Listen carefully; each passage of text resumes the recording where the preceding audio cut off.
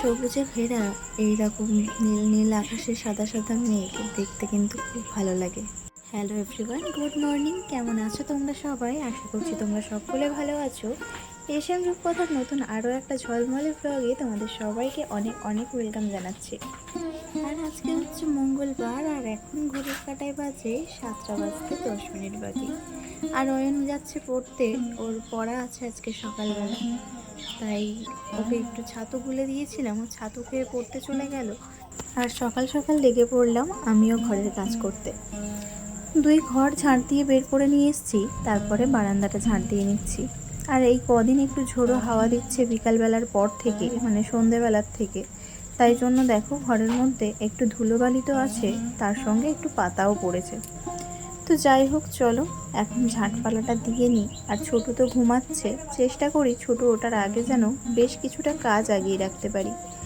এখন ঘর বাড়িটা মুছবো না, রান্না বান্না করে তারপরে 2টো ঘর বারান্দা সব একেবারে মুছে আর স্নান টান করে নেব। আর ওই যে বলেছিলাম না 2জন বাচ্চাকে পড়াচ্ছি, তাই এই সকালবেলা পড়তে চলে এসছে। আর এরা উঠে যায় কটায় জানো? ভোর 4টে বাজবে, 5টা বাজবে উঠে যাবে। আর এই যে উঠলো, সারাটা দিন আর ঘরের তলায় মাথা নেই। আর ওর বাবা মা সারাক্ষণ আমাকে বলতে আছে একটু পড়া, আমার ছেলেটাকে একটু পড়া, না হলে ভীষণ দুষ্টুমি করছে, কোথাও পড়তে যেতে যাচ্ছে না। তো আমি মানে নাছর ভান্ডা এক কথাটাকে বলে। তো যাই হোক, এদিকে ভেবেচিন্তে দেখলাম যদি ওদেরকে পড়াতে বসি তাহলে আমার ছেলেটাও একটু আমার পাশে বসবে পড়তে। একটা কথা কি বলো তো, বাবা মা যতই পড়াশোনা শিখুক না কেন, বাচ্চা কাচ্চা তাদের কাছে পড়তেই যায় না। আর যদি বাবা মা দুটো একটা বাচ্চাকে পড়ায়, তাহলে সেই বাচ্চাদেরও মানে তার ছেলে মেয়েরও পড়ার প্রতি একটা ন্যাক তৈরি হয়। তো আমি যখন এদেরকে পড়তে বসাই, সেই সময় অয়নও পাশে এসে বসে, আর ছোটুকেও একটা স্লেট পেন্সিল দিয়ে ওর মতো আঁকিবুকি করতে থাকে।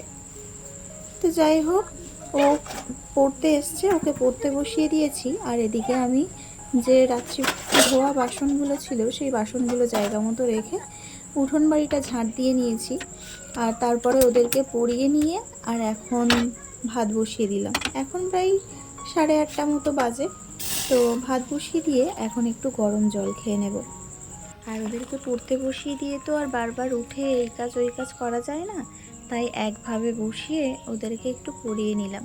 আর তার উপর আমার ছোটু তো আছে বিরক্ত করার জন্য, ওকেও সামলাতে হলো আর ওদেরকেও পড়াতে হলো। তো সব মিলিয়ে মিশিয়ে প্রায় 1.5 ঘন্টা মতো পড়িয়েছি। পড়ানোর পরে ওদেরকে ছেড়ে দিলাম, আর তারপরে ভাতটা আগে বসিয়ে দিলাম।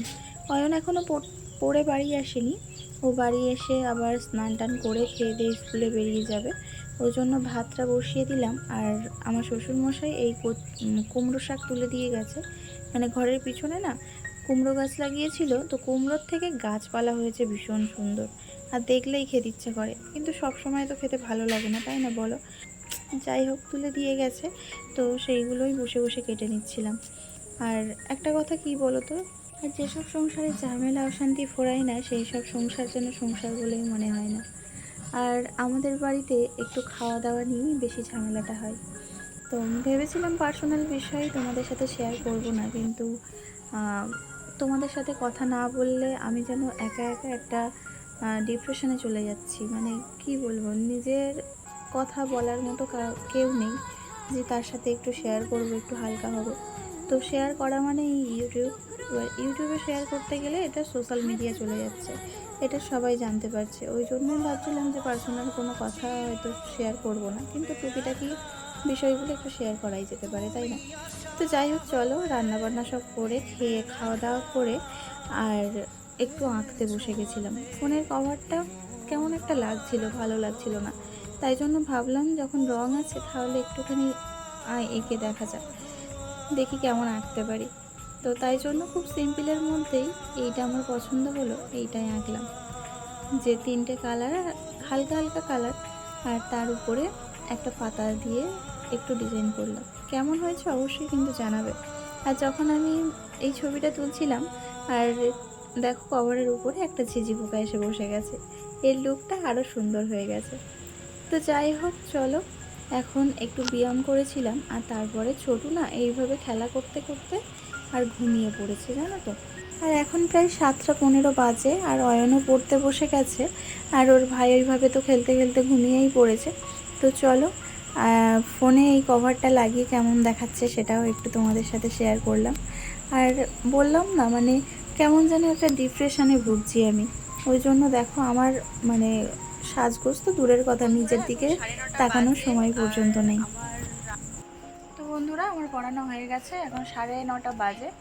আর দেখো ছোটু কিন্তু ঘুমাচ্ছে, নড়াচড়াও করছে।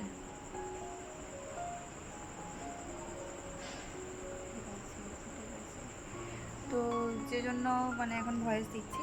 তো অয়নের কিছু আঁকা দিয়েছে, সেগুলো বেশ ভালো লাগছিল, তাই ভাবলাম তোমাদের সাথে শেয়ার করি।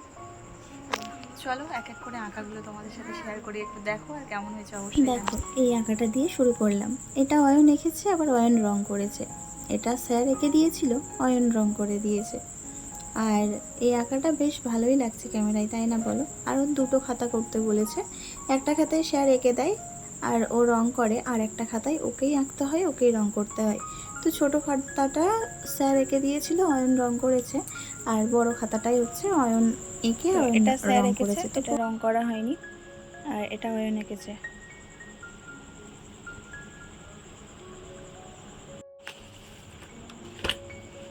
এটাও স্যার এঁকে দিয়েছে, এটা আমি আর এটা অয়ন এঁকেছে। রং করতে দিয়েছিল, তাই এটা রং করেনি, তাই এটা অয়ন এঁকেছে, এটা স্যার এঁকেছে।